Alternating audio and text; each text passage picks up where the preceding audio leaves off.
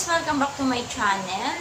Sa hindi pa po nakakilala sa akin, ako po si Rem, si Ate Rem Gutierrez po, ang inyong kasari ng Caloocan. So, bago po ako magyaw-yaw, bago ko po i-share sa inyo yung aking iba-vlog today, ang aking video today, is manghihingi lang po ako ng konting suporta sa inyo. Konting suporta, paki-subscribe naman po ang aking channel at tulungan niyo po kung medyo mapalaki ang aking channel. So, paki-subscribe naman po ang aking channel, then paki-click na rin po ang notification bell para ma-notify kayo sa mga video na aking i-upload sa susunod. So guys, ang i-share ko sa inyo today, ang iayaw-yaw ko sa inyo ngayon ay yung aking sigarilyo, Marlboro Fortune at ang ating Chesterfield. So, ngayon lang po ako nagtaas ng Marlboro, ng Fortune at ng Chesterfield, no? Last 2 weeks po ay binigyan po ako ng nakakuha pa ako ng stock galing sa ahente ng Marlboro. So yun po ay mababa pa lang, no? Hindi pa po siya mataas. So yun po yung dinidispose ko ngayon ng halagang 7 pesos ang Marlboro, 6 pesos ang Fortune, then 5 pesos ang Chesterfield, no? Yun, yung ngayon po, di mauubos na po yung aking, naubos na po yung aking stock yon na nakuha last week. Ngayon po ay inuumpisahan ko na po ibenta yung halagang 8 pesos ko. Kaya ngayong araw na to, inagtaas na po ako ng Marlboro. So, 8 pesos na po ngayon. Pero po, nung nakaraan pa po nagtaas yung mga ibang tindahan po dito. Meron pa nga 9 pesos, sabi ng mga bumibili sa akin. Meron pang 9 pesos, 8 pesos. So, bakit daw ako hindi pa nagtataas ng aking sigarilyo? So, sabi ko, yan ay stock ko pa. Nakuha ko pa yan ng mas mababa ng 1,160 bawat trim, yung Marlboro, yung mga Marlboro. So, hindi ko pa siya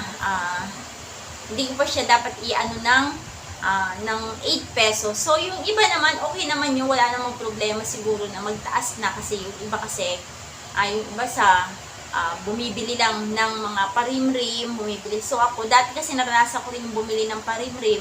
Nung nagtaas siya ng 7 pesos, so nagtaas na rin ako. Then, nung araw na nakabili ako, araw na tumaas yung sigarilyo, yung Marlboro. So, yung araw din na yun, nagtaas din ako. So, ngayon kasi nakakuha ako ng stock sa ahente ng Marlboro. So, yun yung binibenta ko pa ng mas mababa, no? Mas mababa pa. So ngayon ubos na po yun. Ngayon na inumpisahan ko na po yung bago kong stock. So sa halagang 8 pesos na po ang ating Marlboro at ang Fortune ay 7 pesos.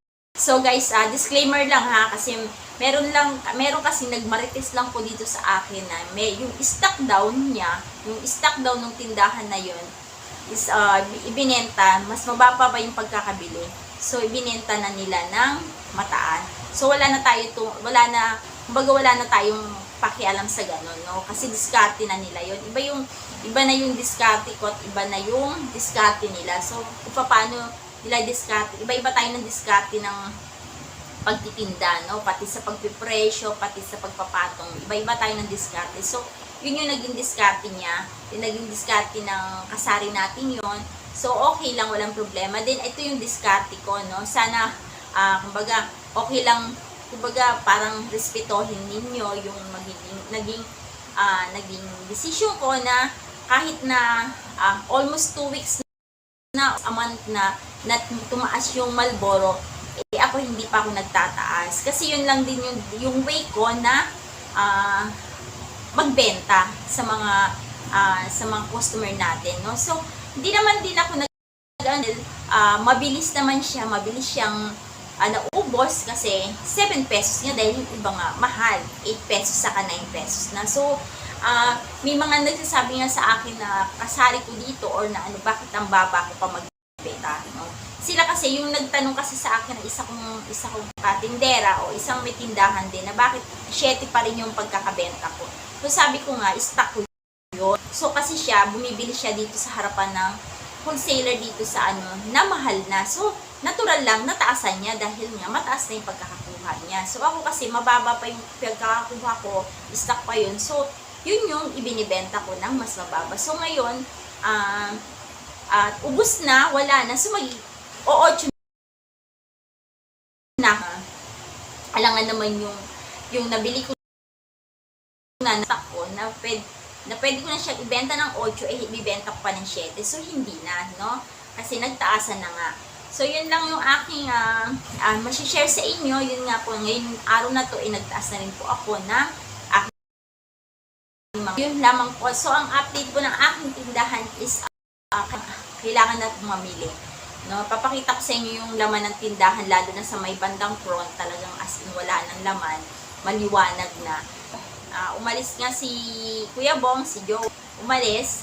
So, yung walang magbabantay dito sa akin yung Junakis na nakatulog na siya. So, meron yung, so yun nga, nakatulog na yung aking Junakis, no. So, baka bukas na lang ako mamili. Doon ako sa bagong silang mamimili kasi wala rin akong mantika. So, paubos na rin yung aking mantika. Paubos na rin yung aking asukal. Wala na rin akong mga tuyo, ganyan. So, medyo marami-rami yung aking pamimili dito sa palengke. Then, yung aking status ng aking mga canned goods, yung status ng aking mga dilata is wala na rin laman, no? Wala na rin laman. So, nandito kasi ako sa loob ng bahay. Kaya hindi ko mapakita. Dito na ako nag-yaw-yaw kasi nga hinihintay ko makatulog. At saka, sobrang init sa labas. Sobrang pang init sa labas. So, yan. Alam niyo naman ang oras ng aking alas 12 hanggang alas 2 o alas 3 sarado po ang inyong Ate Rem, no? Kasi nga, kailangan magbantay at asikasuhin din yung ating Junakis, ang aking Junakis, no? Bali, yun magiging, katulad yan, medyo, pwede na ako magbukas ng tindahan. Pwede na ako magbukas ng tindahan kasi tulog na itong isa. Sisilip-silipin ko na lang dito sa loob ng bahay kasi nga wala siya kasama. So, yun lamang guys ang aking yaw-yaw for today. Tungkol sa ating sigarilyong binibenta. So, starting ngayon, mataas na po ang aking sigarilyo. So, yun lamang po, magandang tanghali o hapon na po sa inyong lahat. So, mag-iingat po tayo. Keep safe po everyone. Labas man o loob ng bahay, mag-iingat po tayo.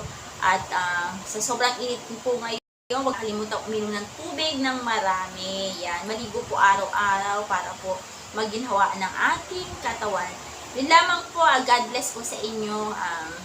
Magandang hapon. Yun lang po. Bye-bye.